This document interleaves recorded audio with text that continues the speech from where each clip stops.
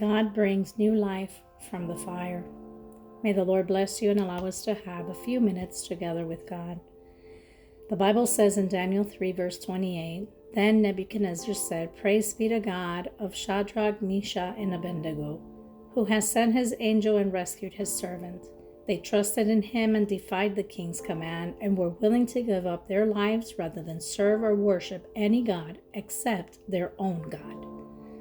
The story of Daniel's friends who were thrown into the fire challenges us to live with the same kind of faith and conviction in God every day.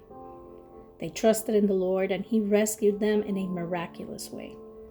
Their faith left a lasting impression in King Nebuchadnezzar, who acknowledged their willingness to defy his command and risk death because of their trust in God.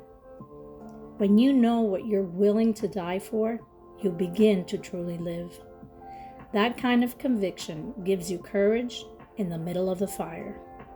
Some trees, like Scots pine, only sprout after a forest fire. Their seeds are tightly sealed within the cones and cannot be released unless exposed to intense heat. Once the heat melts the resin, the seeds are free to fall and germinate. Without the fire, this process could not occur. The same principle applies to us. Sometimes God brings new life to others because they see us trusting Him through the fire. The way you handle pain can be a powerful testimony to those around you.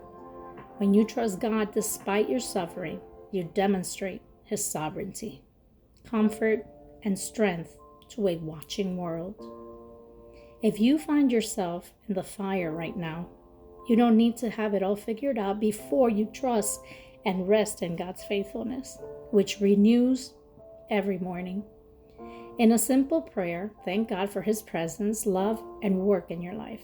Never doubt that your God, your Father, can bring new life even in the middle of the fire. I'd like to leave you with this promise in Job 5, verse 18. For His wounds, but He also binds up. He injures, but His hands also heal.